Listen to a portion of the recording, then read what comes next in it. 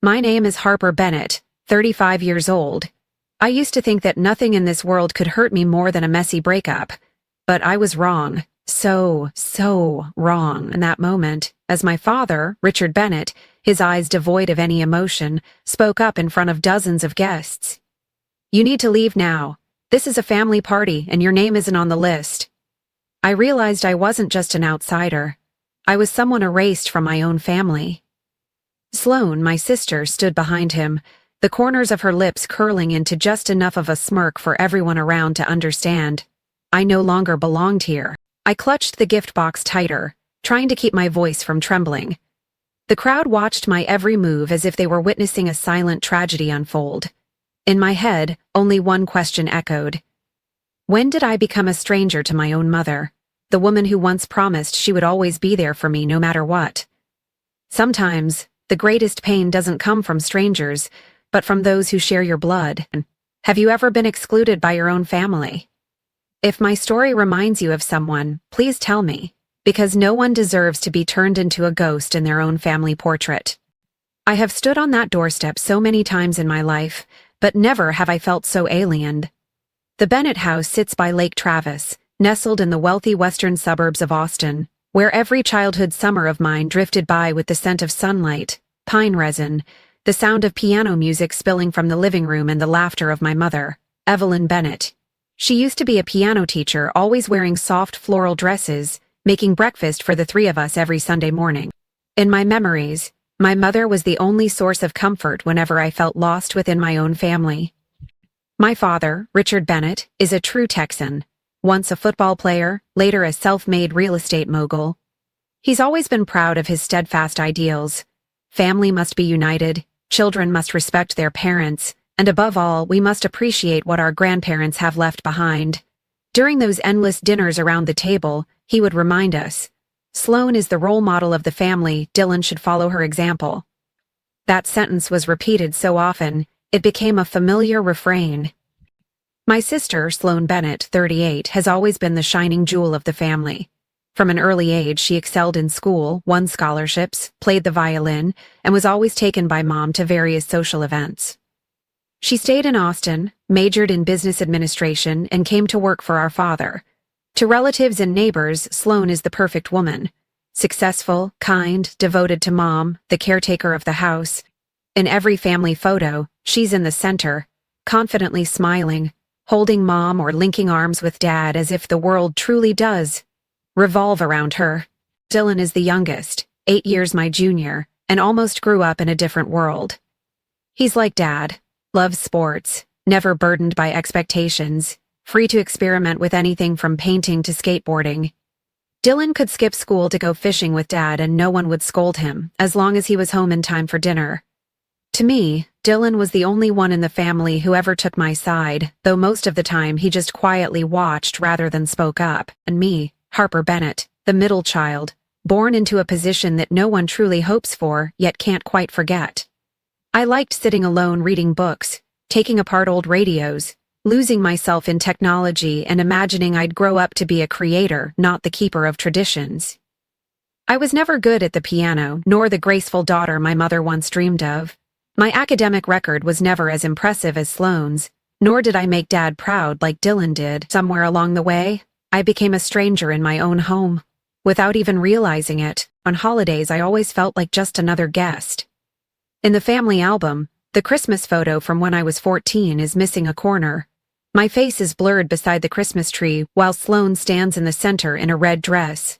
Dylan in a Santa hat. I still remember the sting I felt when I saw my mom slip my tiny patent certificate into her vanity drawer, instead of hanging it on the wall like my sister's awards.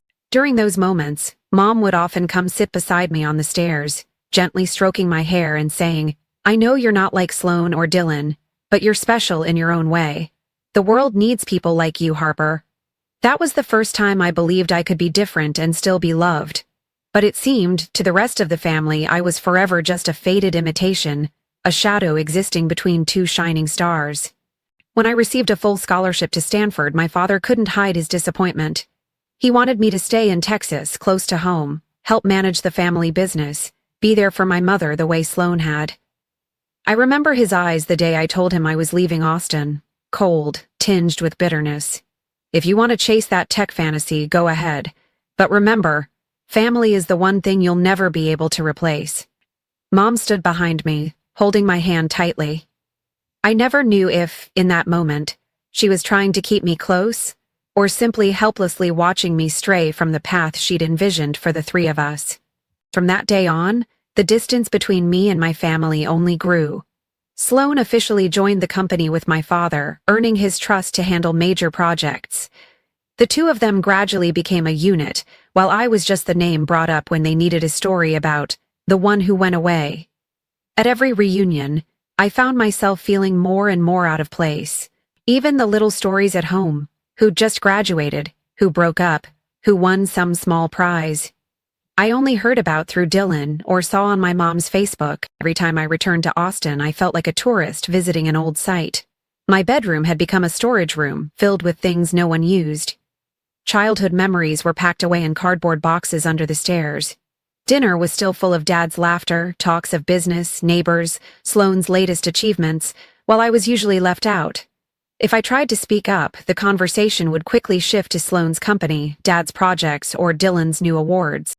Even when I won small awards at school, Mom was the only one who remembered those days. Dad just asked when I'd be coming home for real. Mom kept the letters I sent from Stanford, carefully pressed in a drawer, but she only called occasionally, always in a hurry, her voice a little tired, as if afraid someone might overhear our conversation. Life went on like that until the day I received a message inviting me back for Mom's 60th birthday. A major milestone in the Bennett family and one I hoped could help me rekindle something lost between me and Mom. But that hope turned out to be more fragile than anything I'd ever held on to. I studied day and night, worked part-time in a lab, poured all my early savings into developing a small software project. When that project caught the eye of an angel investor, I truly believed my life had finally unlocked the next chapter. I founded Hypernova at 25, a tech startup valued at millions after 2 rounds of funding. The name Harper Bennett started appearing in articles and trade magazines. Even with a packed schedule, I always made time for calls home. But with every call, the distance only seemed to grow. The first time I invited my whole family to visit the Hypernova office in California, Mom hesitated, saying, "I'll try to make arrangements," while Dad just grunted and changed the subject. "Sloan just signed a contract with a major restaurant chain, did you hear?" Even when I sent press clippings, invitations, and little gifts with the Hypernova logo for everyone, all the responses I got were polite at best. Sloan replied with a curt message. "What's the point of success out there if you're not here with Mom?" I laughed, telling myself she only said that out of jealousy. But the bitterness still clung to me, through sleepless nights. During a big shareholder meeting, I called home hoping to share a bit of pride. Instead, Dad sighed on the phone. "When are you going to settle down? You've made it, but you should come home, get married, and have children so Mom can stop worrying." I tried to respond, but Mom only interjected with an offhand comment. "Sloan is here helping me with everything." I'm so grateful for her. Each word stung, burying my achievements in a dark corner nobody cared to look at. The calls grew less frequent.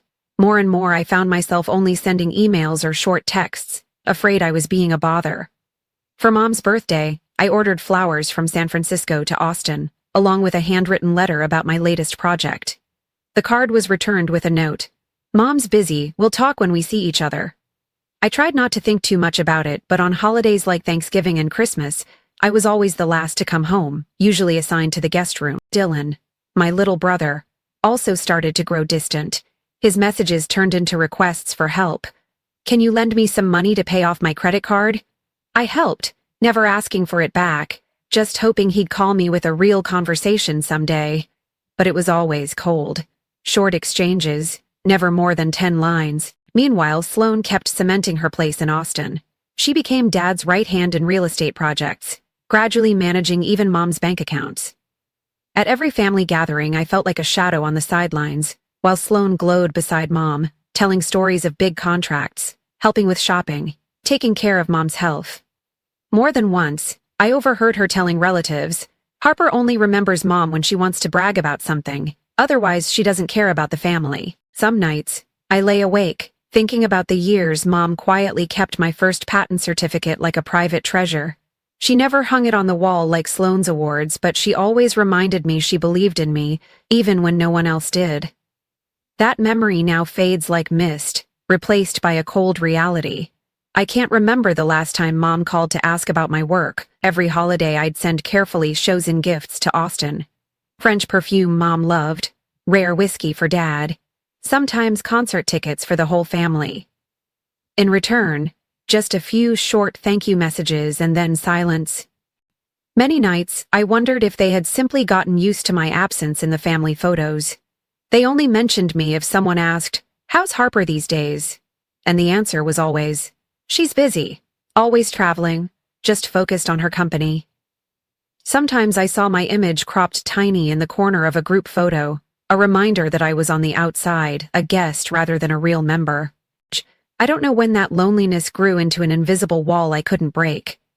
Sometimes I asked myself, what's the point of success if no one in your family truly sees you, if no one accepts you as Harper? Not as a second Sloan, and definitely not as the runaway daughter like Dad says. And so, day by day, my hope that I'd one day get to hug Mom and tell her about what I'd accomplished faded away, replaced by a sense of loss I couldn't name. I prepared for this trip back to Austin more carefully than any important business trip. For weeks I told myself, just this once, Harper. This is Mom's 60th birthday, a chance for everything to change. I scoured auction houses for the perfect gift, a classic Steinway mini piano, the kind Mom had always dreamed of since her teaching days, a limited edition with only a handful in the entire country. I even asked a partner in Europe to help me search, then personally checked every detail, from the enamel to the sound, just hoping to create a real surprise. The gift was packed with care, shipped to Austin a week ahead of time along with a handwritten card. "Mom, thank you for teaching me to love beauty, for teaching me my first song, for teaching me to believe in myself when no one else did." On the day of departure, I chose a simple yet elegant blue dress. Just formal enough, a way to show respect for this occasion. With every step of preparation, I kept telling myself, this time, it will be different. This time, I will be welcomed. I will hear Mom laugh. I will finally sit in the arms of my family again. I pictured the moment Mom would see the piano, her surprised smile, the warm hug I'd missed for so many years, but reality was nowhere near as gentle as my imagination. When the taxi dropped me off in front of the lakeside mansion on Lake Travis, the Texas sun was already high, more dazzling and merciless than ever. The garden was full of cars, people moving about, music and laughter drifting all the way to the gate. I had barely taken a few steps when my father appeared, standing upright, his face expressionless, those cold brown eyes examining me as if I were a stranger. "Harper." His voice was clipped and sharp. I managed a timid smile and lifted the gift box. "I'm here for Mom's birthday. Where is she, Dad?" He cast a glance over me, then shook his head. "You need to leave. This is a family party. Your name is not on the list." He enunciated every word, slow and deliberate, making sure every guest around could hear. I froze. All around me were curious, surprised, sometimes even amused or pitying glances, as if they were watching an unscripted drama unfold. Sloan appeared behind Dad in a dazzling pink silk dress, arms folded, eyes flicking over me with triumphant satisfaction. "You should understand that, Harper," she said quietly, but her words cut straight to the bone. The air turned cold, laughter faded. Every gaze seemed to converge on me, scrutinizing. Somewhere I heard someone whisper, "Who is that girl, to be treated like that?" Someone else recognized me and shook their head, chuckling. She must have done something to get kicked out like this. I tried to swallow my tears, taking one more step toward my father. "I just want to see Mom, to give her this gift. No matter what, I'm still her daughter." He shook his head and turned away, leaving me stranded in the yard where I'd once played as a child. I tried calling Mom, once, twice, 3 times, but every call just rang and rang. My fingers trembled. I couldn't tell if it was anger, heartbreak, or shame. I looked at the gift box in my hands and wondered if all my effort, all my hope, had just led to this single, humiliating moment. Inside the mansion, I could still hear my mother's voice somewhere, her familiar tone, her soft laugh as she greeted relatives and old friends. but I was standing outside the door, invisible, unnoticed. Sloane fiddled with her phone, pretending to be busy, shooting me another cold look. Dylan, my younger brother, appeared on the porch, staring at me for a moment before turning back inside, as if he didn't know what to say. I turned away, determined to keep my posture straight, taking measured steps from the place I had always longed to call home. On my shoulders, the Texas sunlight burned, as if it wanted to scorch every last feeling I had left. Behind me, laughter rose again. Someone said, "Let's go eat. Just let their family handle it." I don't think I'd ever felt so small, so alone, or so unnecessary. I am the daughter of Evelyn Bennett, the woman who taught me my first piano notes, the lullabies that sent me to sleep. But now I can't even step through my own front gate, simply because I no longer fit the image of a good daughter in my father's and sister's eyes. All my life, I don't think I will ever forget that feeling, standing outside my mother's biggest party, clutching my gift, surrounded by the laughter of those called family. And in that moment, the most painful thing wasn't being turned away, but realizing that maybe, in Mom's heart, my image was also fading into nothing more than a blur at the edge of the family portrait. I returned to the hotel as the afternoon faded, carrying the gift box that no one had even touched. My steps felt heavy as I walked down the long hallway, the sound of my suitcase wheels echoing emptily on the tiled floor. When the door closed behind me, I collapsed onto the bed, unable to even take off my heels, my dress wrinkled, makeup smeared by tears I'd held back all morning. I stared at my phone, its screen blank. Part of me still naively waited. Maybe she'd call soon. Maybe she'd ask, "Harper, you've arrived? I'll come out to the gate and meet you." But with each passing minute, that hope just became a crueler joke. Broke down and cried like a child. Not Harper, CEO of Hypernova, strong and confident on stage, not the independent woman praised in the media, but the 12-year-old Harper, sitting alone on the stairs listening to Mom play piano, hoping someone would call her into the living room. After all those years of striving, long-haul flights, work parties, and business dinners, I was still the abandoned child, only now I was old enough to realize I never truly belonged there. I replayed every memory, receiving awards, studying late into the night, returning home on holidays just hoping to sit with Mom in her armchair and hear her stories from her teaching days. There was a year when Mom secretly kept my first patent certificate in a drawer, occasionally pulling it out to dust it off, but never daring to hang it alongside Sloane's awards. I remembered the first time the press mentioned my name. I sent the link to the whole family, but no one replied. I remembered birthday messages sent to Mom, always met with short thank yous, never once a question. "How have you been, honey?"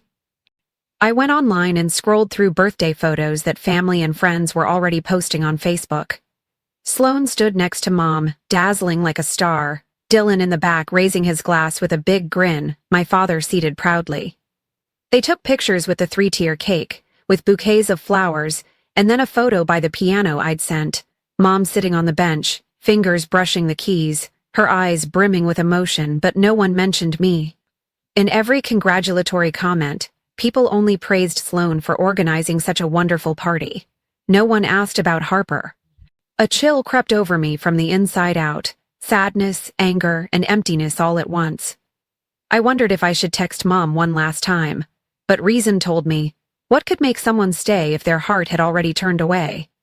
I opened the message box and slowly typed each word. "I came, but it seems you don't need me anymore. Goodbye."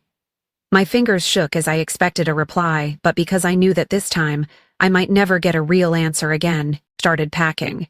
Each shirt, each little keepsake folded into my suitcase, as if I were sealing away the parts of my heart that hadn't yet healed. My flight back to California was booked with a single click. That night I lay on the hotel bed, eyes fixed on the ceiling, too exhausted to sleep. I heard music drifting in from the street, a lonely country tune, aching for home. My mind spun with questions that had no answers. If you've given everything and it's still not enough, should you keep trying? If, in your family's eyes, you're just a failed copy, is there anything left to prove? I thought about all the times I'd tried to hold on to those fragile family ties, only to receive indifference and coldness in return.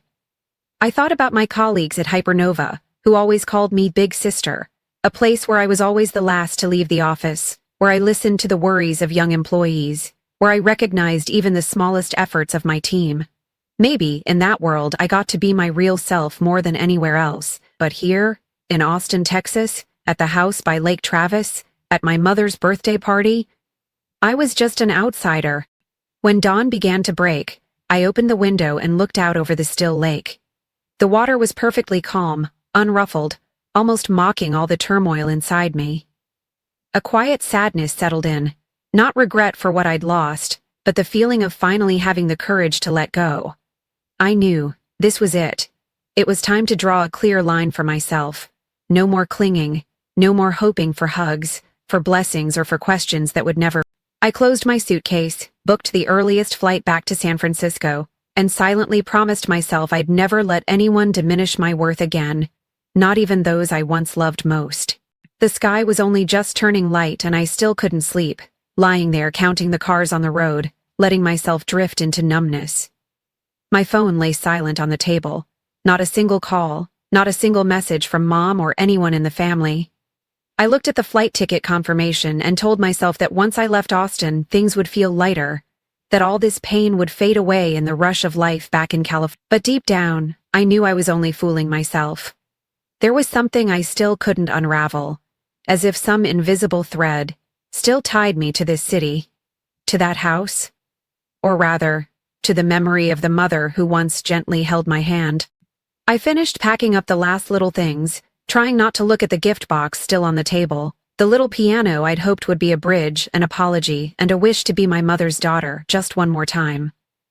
I planned to call a taxi for the airport earlier than scheduled, but then there was a knock at the door, soft, gentle, not the way a hotel staff member or any acquaintance would knock.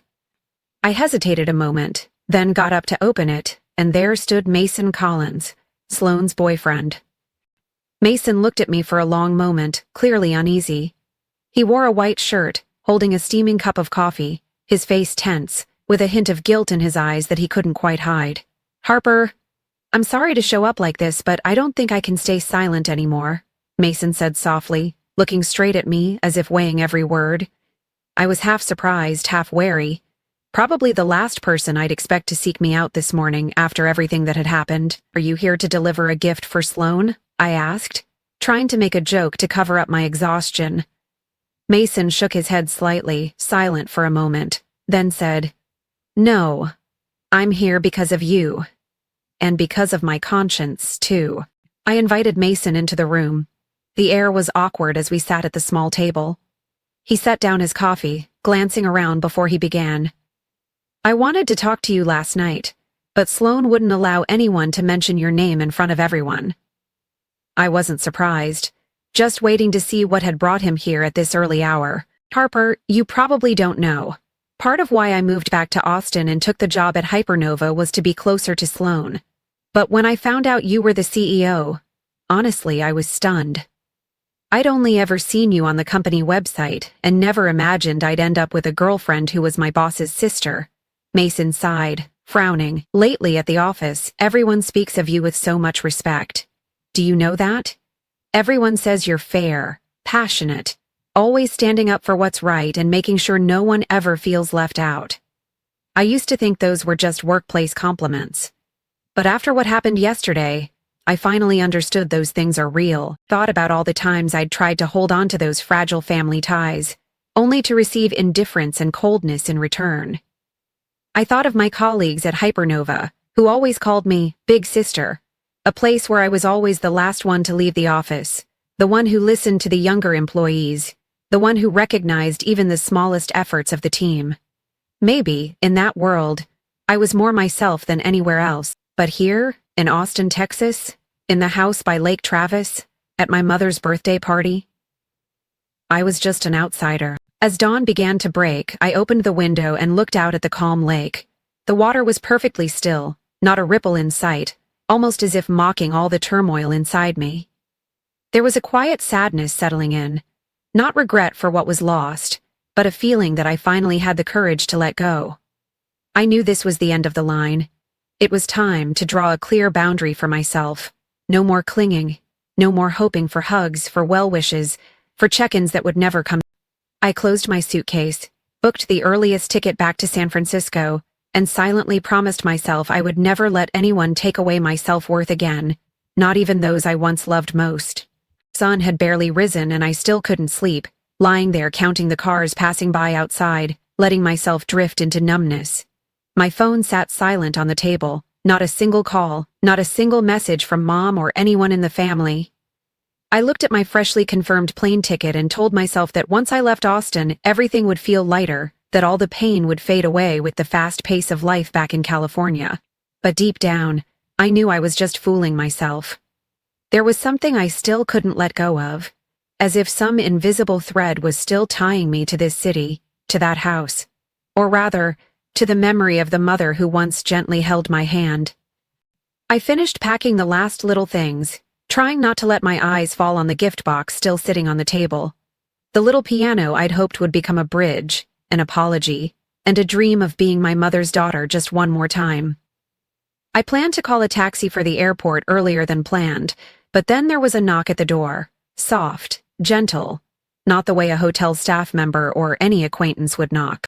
I hesitated for a moment, then got up to open it, and there stood Mason Collins, Sloane's boyfriend. Mason looked at me for a while, visibly uneasy. He wore a white shirt, still holding a steaming cup of coffee, his face tense, a trace of guilt in his eyes that he couldn't quite hide. "Harper, I'm sorry for showing up like this, but I don't think I can stay silent anymore," Mason said quietly, looking me straight in the eyes as if weighing every word. I was half surprised, half wary. He was probably the last person I'd expect to come find me this morning after everything that had just happened. "Are you here to deliver a gift for Sloane?" I asked, trying to joke to hide my exhaustion. Mason shook his head slightly, silent for a moment, then said, "No, I'm here for you, and for my own conscience too." I invited Mason into the room. The air grew awkward as we sat down at the small table. He set his coffee down, glancing around the room before starting. "I wanted to talk to you last night, but at the time, Sloane wouldn't let anyone mention your name in front of everyone." I wasn't surprised, just waiting to see what was important enough to bring him here so early in the morning. "Harper, you might not know. Part of why I moved back to Austin and took the job at Hypernova was to be closer to Sloane. But when I found out you were the CEO, honestly, I was stunned.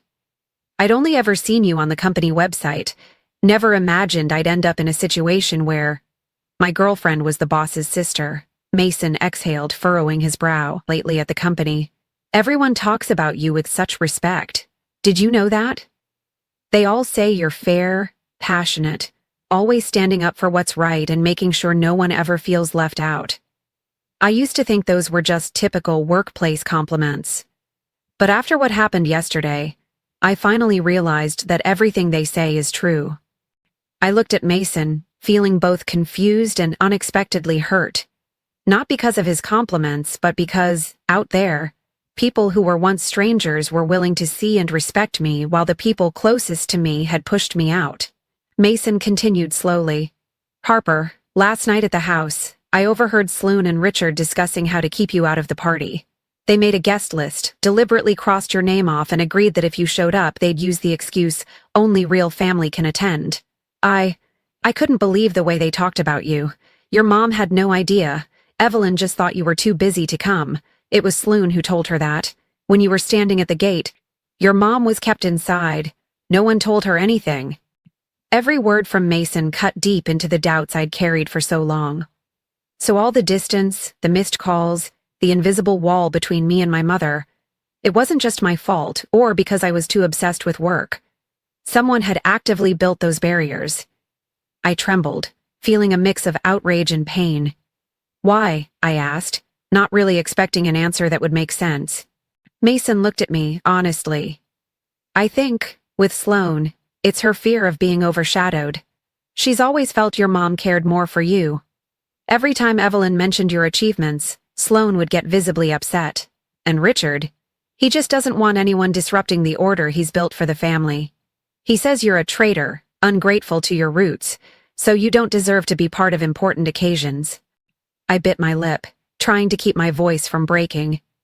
"And what about my mom? Did she ever try to find out the truth?" Mason shook his head, gently placing his hand over mine. She really had no idea.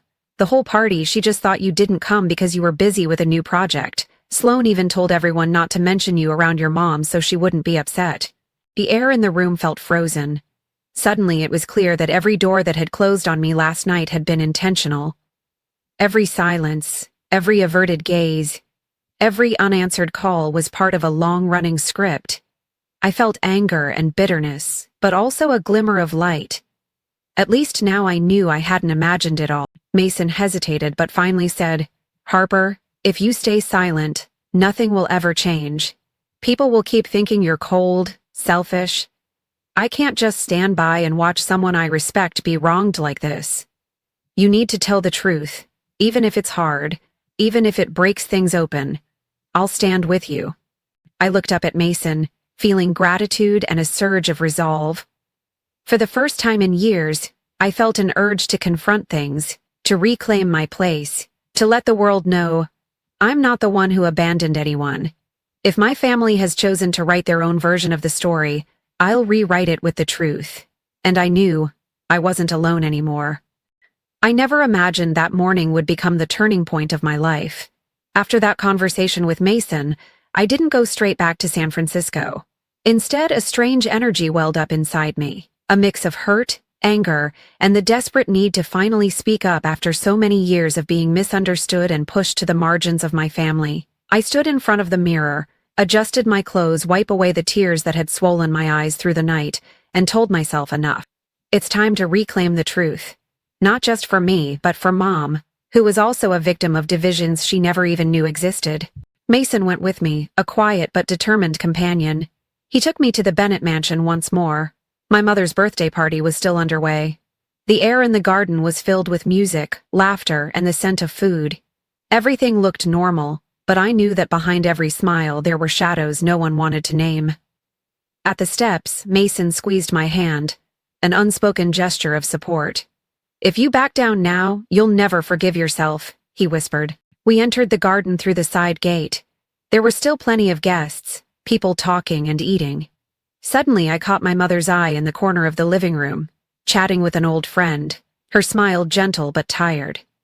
Across the way, Sloane was showing off a new necklace, while my father stood with his business associates as self-assured as ever. Before I could say a word, Mason suddenly stepped forward. He raised his voice, loud enough to echo across the rows of chairs. "Excuse me, everyone. I have something that needs to be said." The entire garden fell silent, dozens of eyes turning to us. Sloane froze. My father was stunned, and my mother looked at me, then at Mason, bewildered. I saw my mother's hand tremble as she realized it was me, and Sloane turned pale, her gaze darting between. Mason announced clearly, "Allow me to introduce. This is Harper Bennett, CEO of Hypernova, someone I am incredibly proud to work with and, coincidentally, Sloane's sister." A ripple of shock spread through the crowd. Some people looked at me in surprise, others whispered among themselves while Sloane was speechless. My father stepped forward, his face flushed with anger, glaring. "Harper, what are you doing here? We've already made everything clear." I took a deep breath and stood my ground. "Mom," I looked straight into her eyes. "I came here for you. I prepared a gift you once dreamed of.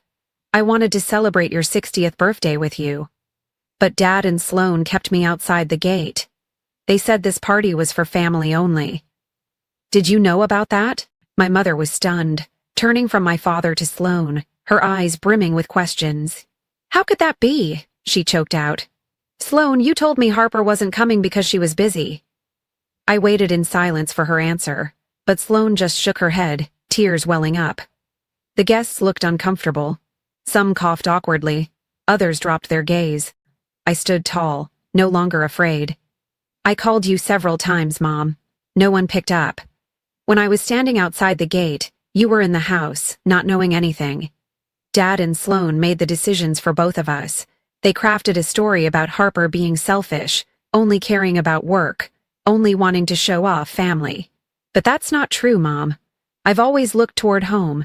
It's just that no one wanted to open the door for me." The silence felt suffocating, every second stretching endlessly. My mother quietly left her seat and came toward me, her hand trembling as she touched my cheek, choking.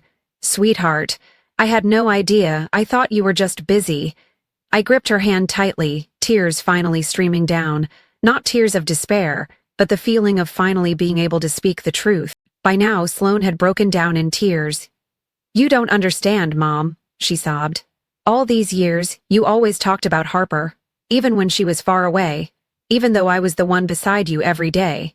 You always asked about her, always compared me to her. I felt like I was nothing unless I tried to keep you close, unless I kept Harper from coming back."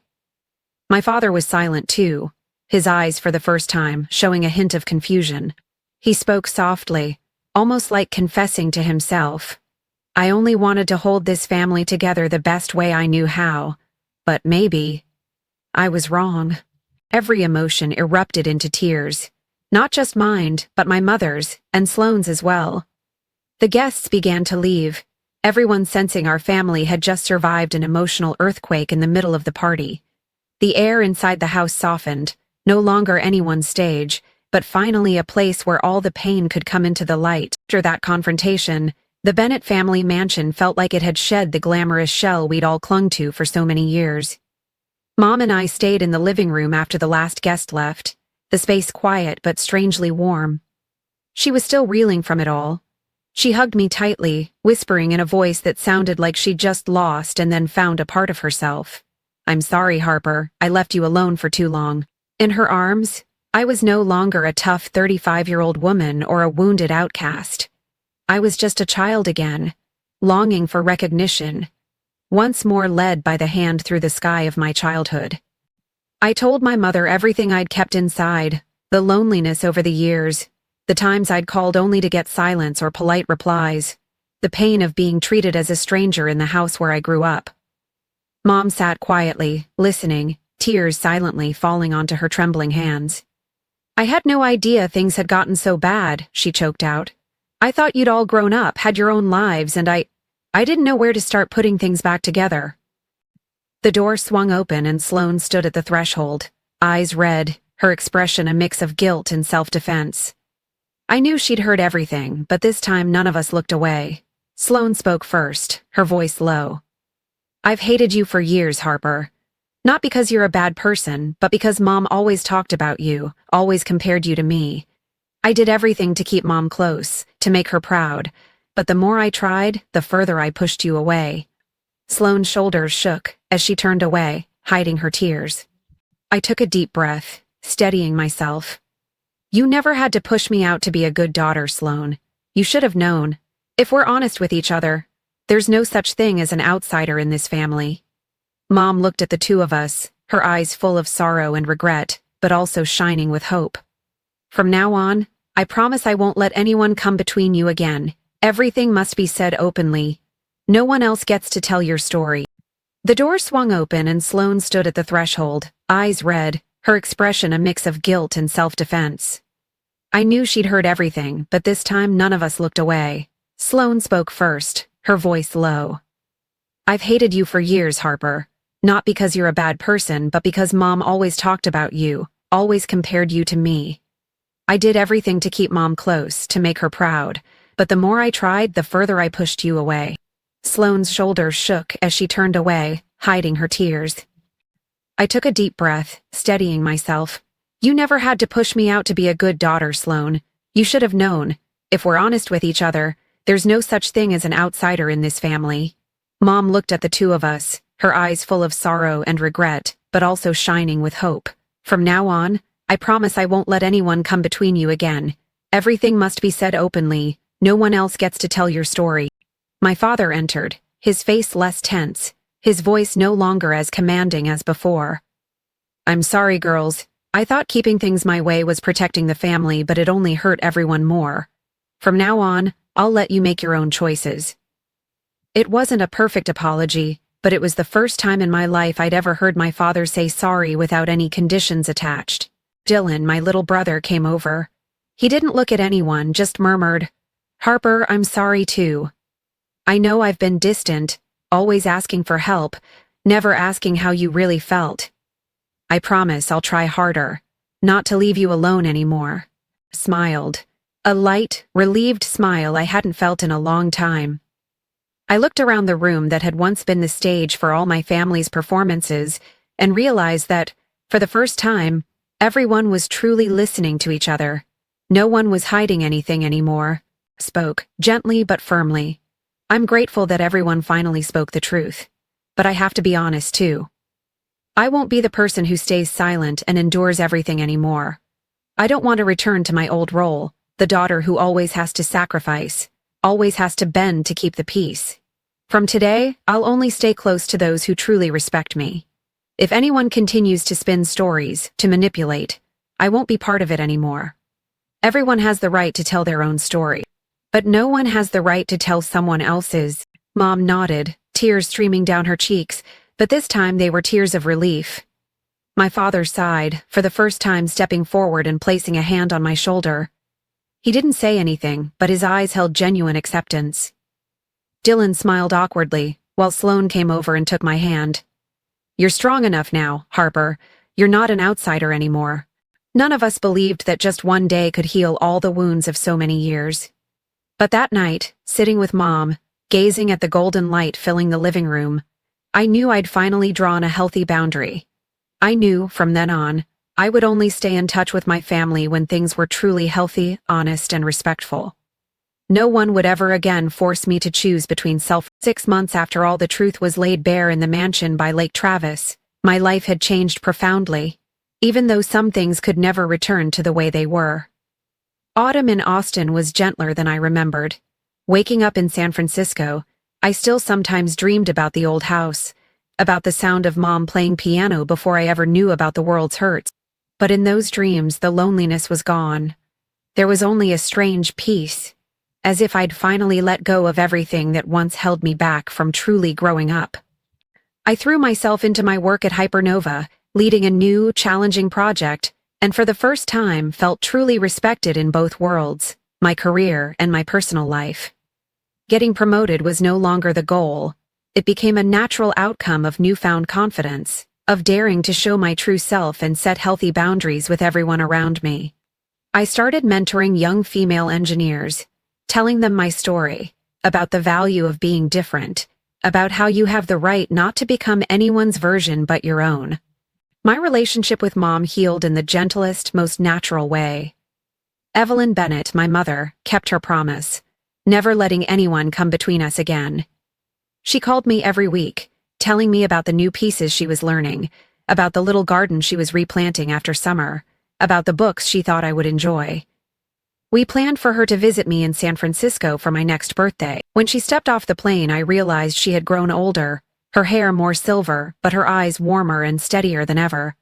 She wrapped me in her arms, sobbing, "I'm proud of you, Harper. Truly. This time." We spent precious days together, walking along the beach, playing piano in the corner of my small living room, talking about everything, even the old sorrows. Once I asked her, "Mom, did you ever blame me for leaving home?" She shook her head. "Of course, but I blamed myself more. I didn't have the courage to protect you from adult jealousy and control." Dylan began to change too. He started sending me genuine messages, sharing his plans for independence, apologizing for all the times he'd been distant. He came to San Francisco for Thanksgiving with me and Mom. For the first time, the three of us made dinner together, awkward and joyful at once, as if we were piecing back together old memories that had been fractured. Sloane needed more time, but after everything that happened, she took the initiative to seek therapy. For the first time, she texted me, "I'm sorry for not letting you be yourself. Maybe we were both victims of the fear of being compared." At first, our conversations were just brief lines, but gradually they became longer, more genuine. Once, Sloane sent me a photo of Mom wearing the necklace I'd given her, saying, "Right." She didn't need to say more. I knew that was her way of opening up.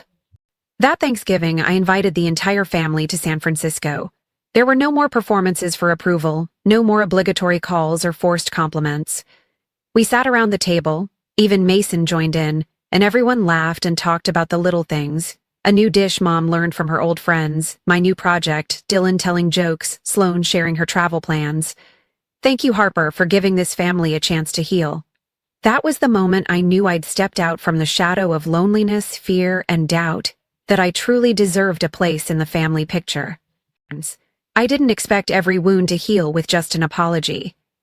There are still times when Mom calls and unintentionally mentions the old days, or days when Sloan falls silent, or my father tries awkwardly to show he cares. But now, I'm strong enough not to use those moments as a measure of my own worth.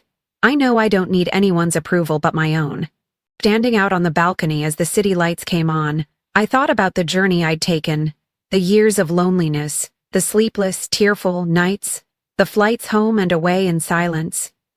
If there's one thing I want to say to anyone who's ever been pushed outside the boundaries of their own family, it's this. Don't be afraid to speak up for your own truth, even if your voice shakes. Don't let anyone else rewrite your story, even if they're your closest kin. If you've ever been turned into a shadow in your own home, know that sometimes stepping out of the darkness is the only way to find the light. The only way to truly grow up. If my story reminds you of yourself, or someone you know, please share it in the comments below. And remember, true happiness is being able to be yourself, not the version someone else wants you to be. Thank you for listening to my journey,